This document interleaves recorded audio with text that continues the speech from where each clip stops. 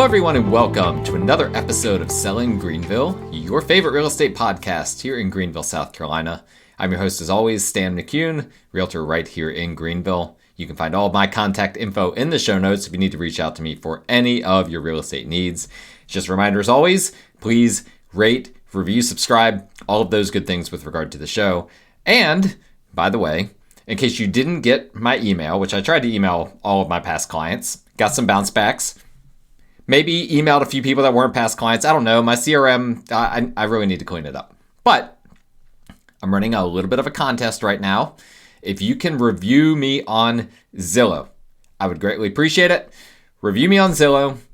You'll be entered into a drawing for a $250 gift card, which I will announce on this show probably during the month of October. Most likely I'm going to give people a few weeks here.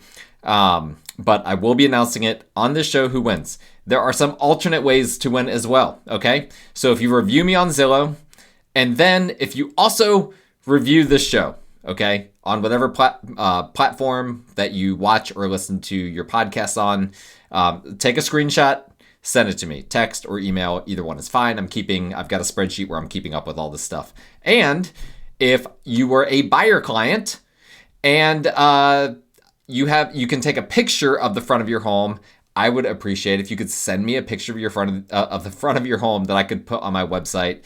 A lot of people don't realize this, but realtors are not allowed to use other realtors' photographs, okay, on their own website. Now, what I could do is I can connect my website to what's called an IDX feed, which is essentially my website would become a portal for the multiple listing service.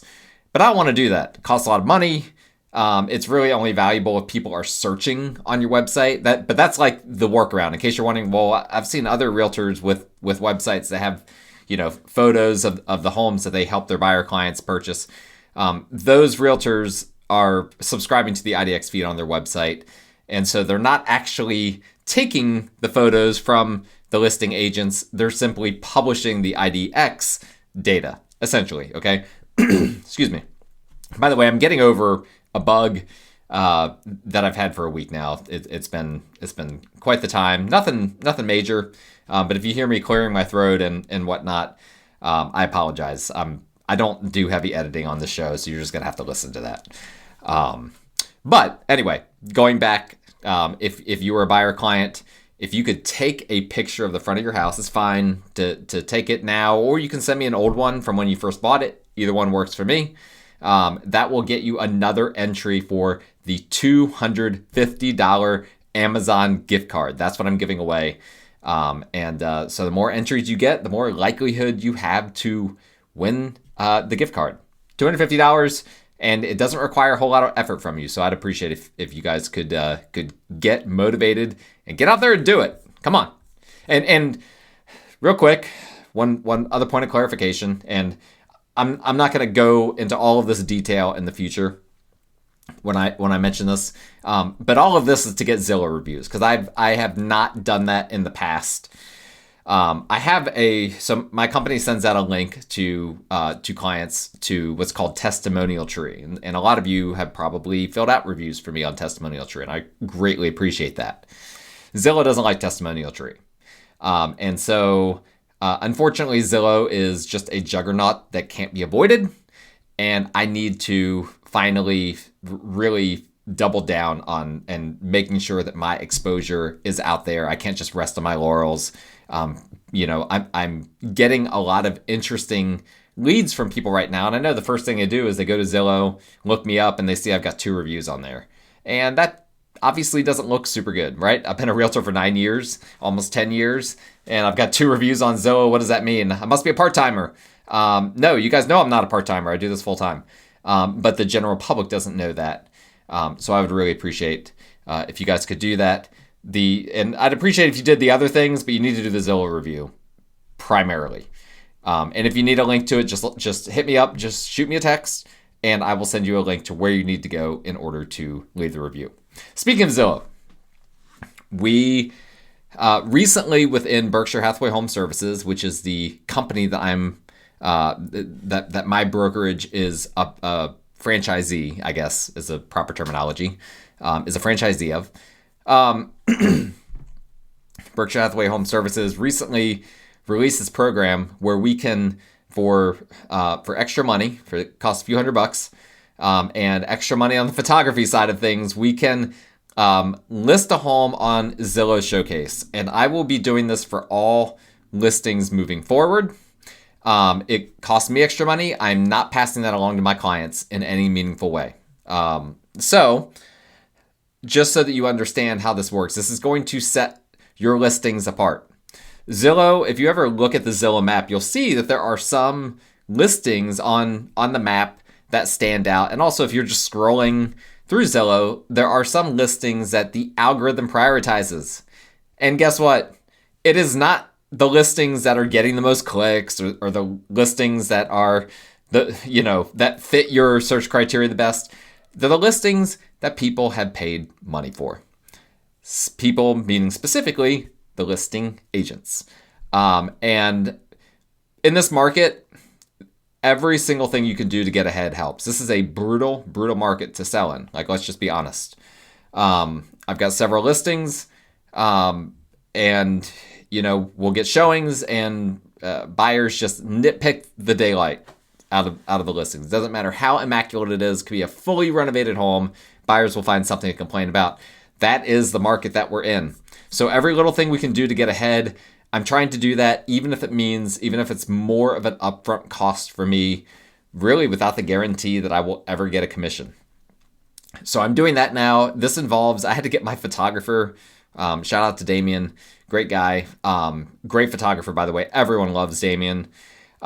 He actually, I told him about this, and I was like, you might need a new camera, because Zillow requires a very specific camera because they do a 3D tour, and an interesting home layout where you can actually click where the bedrooms and all the different rooms are. So they require very specific, there's a handful of cameras, but not very many that Zillow allows for this. And so shout out to Damien, my photographer. I told him about this, and I said, hey, it would be great if you don't have the camera, I don't know how to ask this, but it would be great if you could get one so that we could do this.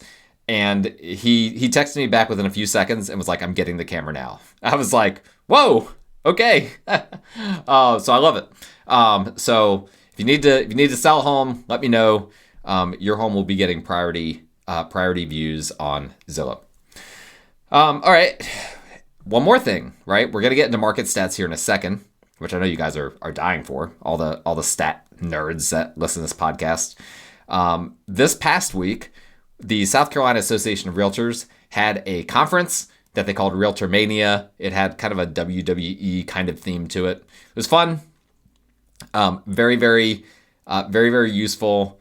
And we just went through, it was a few days, several different receptions. We installed the new president of SCR, Corwin, Millette, I think is his last name, something like that. Great guy. I love Corwin. He's kind of a larger than life kind of personality. He'll be great for our association. What's crazy, what's absolutely insane, is that the South Carolina Association of Realtors just had, in the history of the association, their first ever Black president. And her name was Keon, and Keon was Keon Aldrich, and Keon was fantastic. I'll tell a quick story about Keon. I go to a realtor conference in DC every year, and the first year I went, I didn't really know anyone. It was just kind of one of those things where I'm going, I have to do it because of different positions of leadership I'm in the association. And but it's never fun when you're kind of don't know anyone, which is and I've been in this situation many times. But if you guys know me from my past life before real estate, I had to go to a lot of conferences where I didn't know anyone in my previous line of work, and things like that. So there was one point where we were waiting for Biden to finish a speech, an impromptu speech at the Capitol. So they had the entire mall area, or not the whole mall, but the area around the Capitol roped off. And that was where we were supposed to be, which eventually William Timmons got us in through a back way. But I was there standing at the fence, looking at the Capitol and taking some pictures and just kind of waiting. And Keon just came up and introduced herself, and very, just like a normal person, which she is. But also she's not, right? She knew that she was the next year going to be the president of the South Carolina Association of Realtors. Didn't lead with that. And that sort of humility was a hallmark of the entire year that she was president. Now we have, so she was the first ever Black president of the South Carolina Association of Realtors. Corwin is now the second ever. And so that's a pretty cool thing. I think, because obviously South Carolina has a bit of a complicated history when it comes to race-related things, and sometimes we have to play a little bit of catch-up on some of these things. So very excited for all of that. But the conference was great. Basically, one of the themes of the conference was that South Carolina is doing better in so many different ways than a lot of the countries, and specifically Greenville is. So even though this was not a Greenville conference, this was a South Carolina conference, Greenville kept coming up over and over again. Your market is doing better than other markets. So imagine what the other markets are like, because this does not feel like a great market to me. So I feel bad for those in the other markets, because that must be really tough. But it was a really good conference. We had it at Isle of Palms at the Wild Dunes Resort. Very expensive resort. Did have a good time. Got a little sunrise walk-in on the primary day of the conference, because I knew I'd just be sitting all day. That was fun. And I liked Isle of Palms. I'd never actually been to that island before, and it is an expensive island to go to. So if you do plan to go, be prepared for that. Nothing is cheap there. It's not intended for people that are just trying to get a quick little inexpensive getaway. That's not what this is. Go to Myrtle Beach for that. But I did enjoy myself there. All right, so all of that out of the way. Hopefully that was entertaining for you guys, or not. We're gonna get right into market stats here. So let me pull up the right one. All right, here we go. So we're going to start off talking right at the top with new listings. What is happening with new listings? Well, interestingly, we've been seeing double-digit year-on-year gains in new listings almost the entire year. Basically, from March onward, we've been seeing double-digit year-on-year gains. That changed in August. In August, we did see an increase in new listings year over year. But it was only a 6.8% increase. So August of 24 had 2178 new listings. August 25, 2327. So about 150 more listings year over year.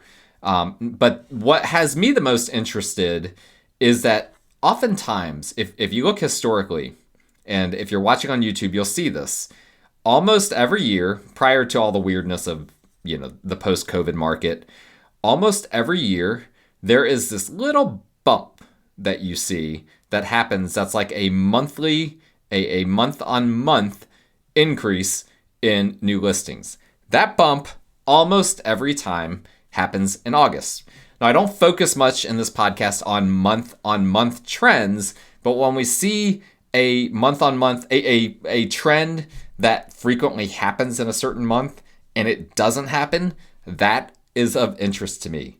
And if you're looking at the chart, you'll see that August, month on month, went down from July. Now, we did have a July bump, so maybe the bump was simply earlier. If that's the case, then that could mean that basically just everyone got everything out of their system basically by July, and that August was just an exceptionally slow month compared to normal. I don't know yet, because we need to see what some of the other data, as it comes in September, October. By the way, I apologize, this is so late. I really wanted to do this episode before the interview with Tina Belgi, which, by the way, that episode has been taking off all over the place. So if you haven't listened to that, Tina Belgi, candidate for Greenville City Council, I highly recommend it. It's an hour long, but you can hit the little speed up button and watch or listen to it that way if you want. But lots of good stuff in there. She has a lot of interesting ideas. But anyway, I apologize for this coming out late. The stats did not come out until I was already at the conference. It was already too late for me to record it. But anyway, it's very interesting. New listings were soft, basically. The long story short, new listings were soft in August, even though they were up year on year. They weren't up as much as you would expect. And month on month, they were down. Which, by the way, that typically is an indicator. New listings aren't just an indicator for sellers. Those are also an indicator for buyers as well. And so that can be an indication that we're entering an even slower time here in upcoming months. Excuse me. All right, pending sales. By the way, I just got out of the shower. If you see me scooping my hair out of the way, I don't have any product in it at the moment. So it's just kind of going all over the place. Pending sales. This is one of these numbers that always gets revised. I know we don't like data revisions in 2025, but they happen, and you just got to prepare for it. The thing is that I've tracked this for so long that I basically know what it's going to be revised to, and it's pretty simple. We can look back at August and see how August got revised. July. So July last month said 901 pending sales. That got revised up to 1,452 pending sales. Okay. And that's basically what I said would happen. That was pretty close to flat year on year, right? It was only a 0.5 percentage point increase over the 1,445 pending sales that we had in July of 2024. The August number, that is the unrevised number, is 867. So basically, we can expect this to get revised into probably the low 1400s would be the norm revision. And August of 2024 was 1425. So more or less, I'm predicting that this is going to be revised back to essentially a flat pending sales number, or maybe a slight increase or a slight decrease. But it's going to be pretty close to that 1425 number. What's noteworthy about that is that we've had, the lowest increase year on year had been 1.5% the entire year. So we've had positive pending sales numbers all year, including March was 10.6% increase. February was an 8.2%. April was a 7.1%. So we had a real nice, strong spring season. And then that has just really tapered off the past couple of months. Again, seasonal cooling that's happening, but a cooling that is even more extreme than you might expect. We went from all the way up to a 10.6% year-on-year increase in pending sales to now running multiple months that I believe will end up being pretty close to flat months year-on-year. Closed sales, we had a decrease. Okay, and I am not surprised by this based on the weak pending sales numbers, right? The homes are falling out from under contract, slightly more than normal right now, in my opinion. I don't have a ton of data on that. But long story short, closed sales for August was down 2.1% year on year. It was 1,522 as compared to 1,554 the year before. And so you can see, we had a, the year was looking pretty decent for a while until just recently. So again, slowing down, cooling off, whatever metaphor you want to use, it's happening. Days on market until sale. August came in at 49 days. That's a 4-day or an 8.9% increase over the 45 days on market until sales. This is how long you can expect your home to be on the market until it goes under contract. Doesn't factor in price changes, decreases, things of that nature. A lot of those are happening, by the way. But right now we are at 49 days. A little more than a month and a half is how long it takes for a home to go under contract on average. Median sales price was up 1.3% year on year. We've only had one negative month all year in terms of the median sales price. So that continues The median for August was 324,250. Again, 1.3% increase over 319,950, which was August 2024. Don't be shocked if we get a few negative prints year on year on the median sales price in the back half of this year. That would not surprise me at all. And honestly, I'm kind of expecting at least one negative print here at some point. But we'll see. It's been remarkably resilient here in the Greenville market thus far. For 2025, prices have been ticking up. Again, just looking at it from a median sales price perspective, not every house has gone up 1.3% the past year. Some have gone down. Some haven't really gone up in value at all. And 1.3%, if you bought your home last year and you're wanting to sell it this year, odds are you're going to be paying more than 1.3% in closing costs. So you're not going to come out positive. So keep that in mind as well. This is just, I don't tell you guys what you want to hear. I tell you guys what you need to hear. That's what's happening. But if you want to know what's the average price in Greenville, again, I don't like to talk average. I like to talk median, more accurate, $324,000 and change. Now, if you want to know the average, it came in at $395,000, which is a pretty strong number, quite frankly. That's a 3.2% increase year over year from the $383,000 and change that we had in August of 2024. So that's your average and your median there. I don't think trend-wise if there's anything super noteworthy. In case you're looking at these and you're like, oh no, these they're going down month on month, which is true, right? The July median was, the June median was 330. The July median was 331.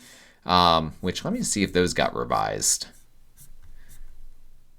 No, not really. And so now the August median comes down from a June and July. Similarly with the average price has been in the 400s for the past, and all of a sudden it got kind of echoey. Not sure why. The average price has been in the 400s for the past several months, and now suddenly it is below 400.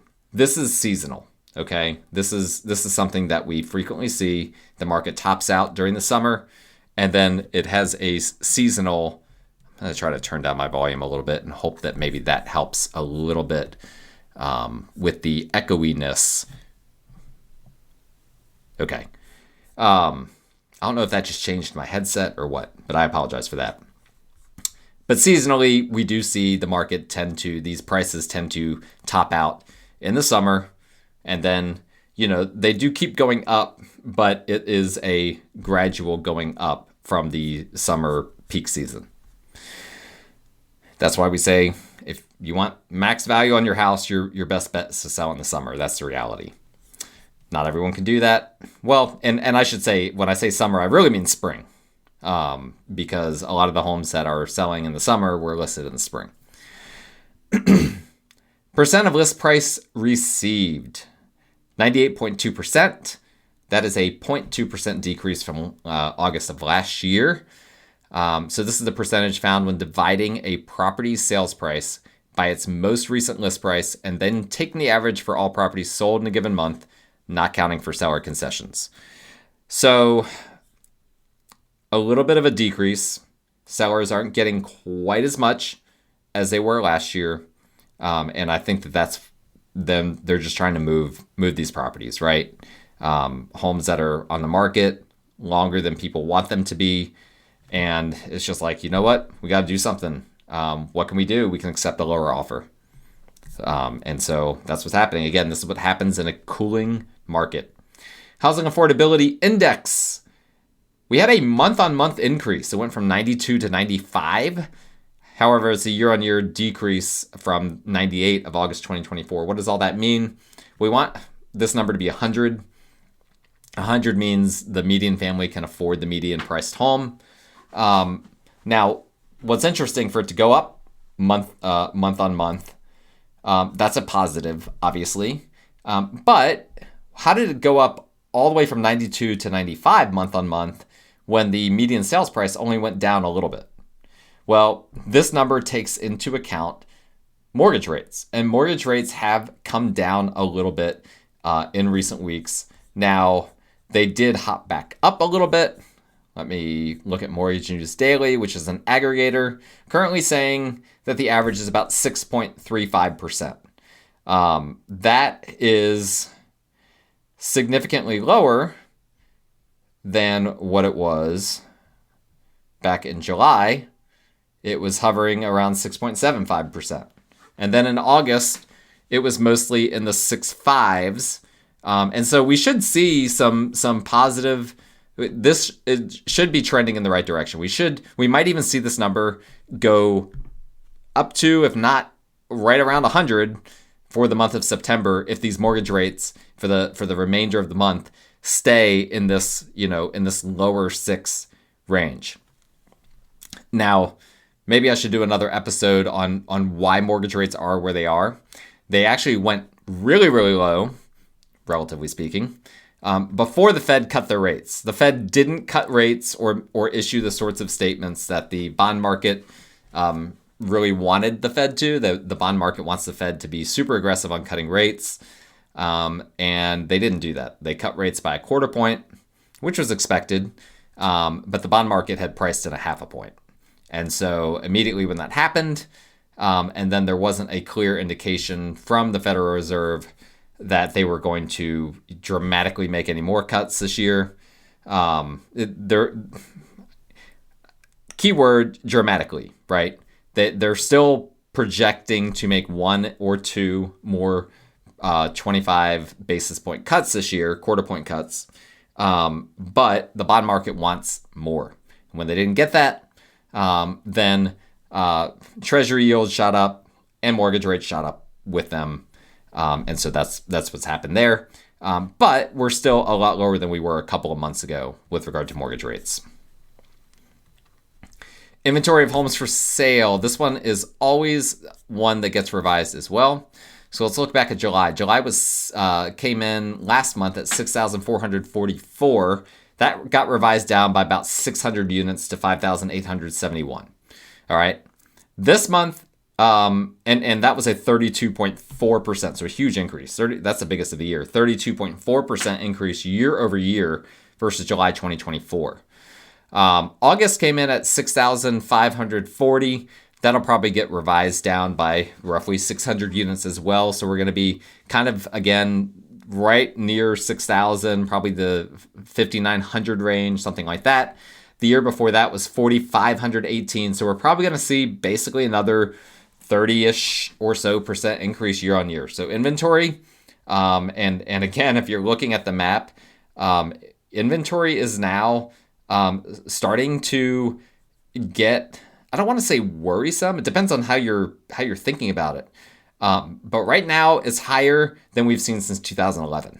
Okay, so that's not nothing, right? 2011, we were still in the global financial crisis. So we're now seeing inventory at levels comparable to the global financial crisis. Now, what we're not seeing is a bunch of foreclosure or short sale inventory. There is some of that, but not a whole lot. Most of that's getting bought up by corporations right now. And so it's not hitting, generally speaking, the retail market.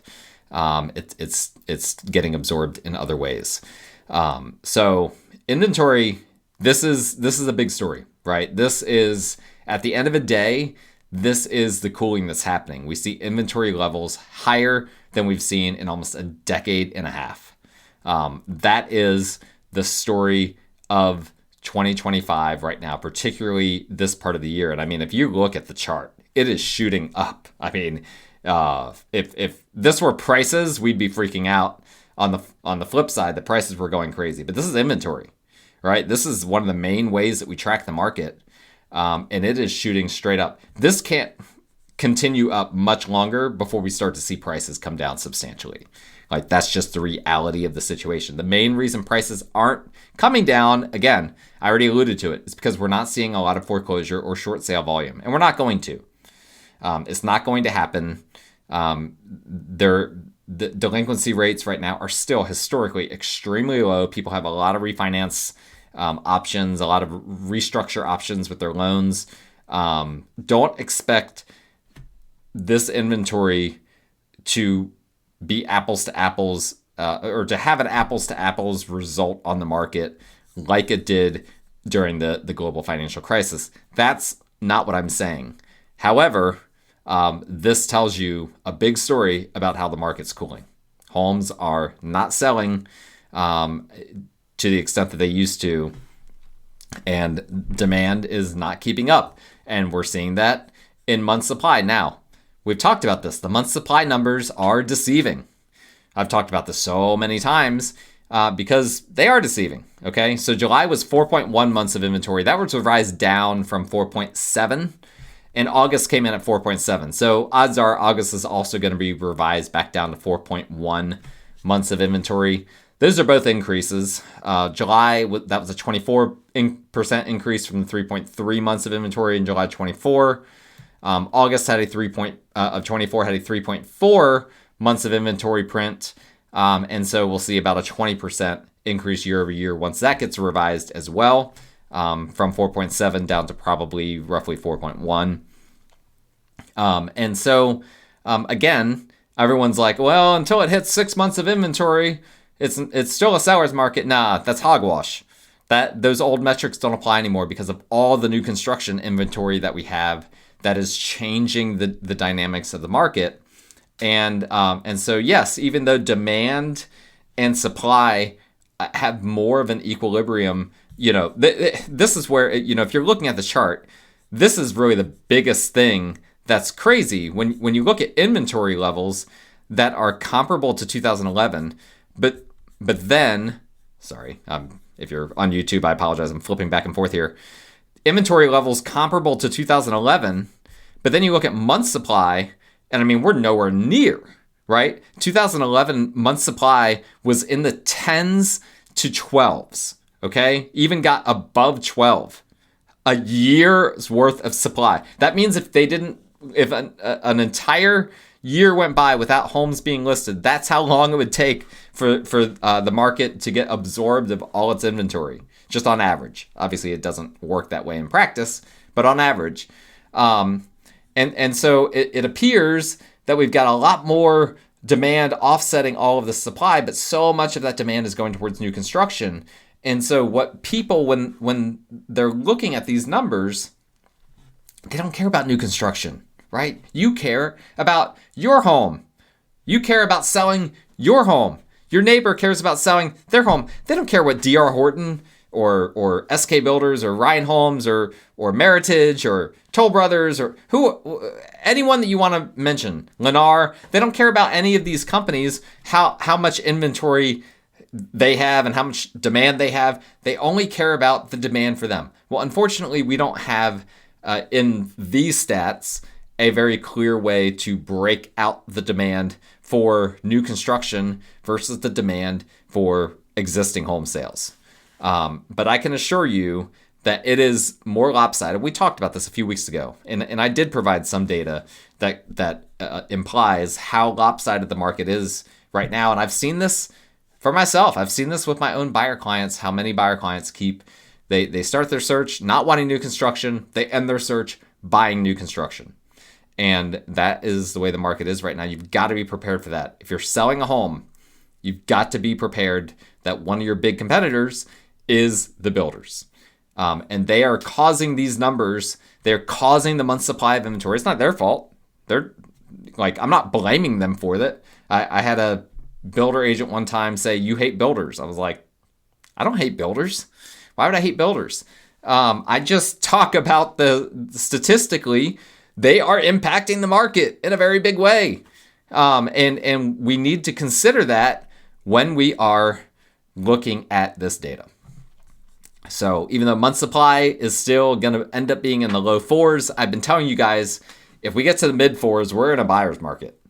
And we might not even need to get to the mid 4s to be there, quite frankly, because it feels very much like we're in the buyer's market right now, based on a lot of different things, a lot of the things that we talked about today, just the feel of the market as well.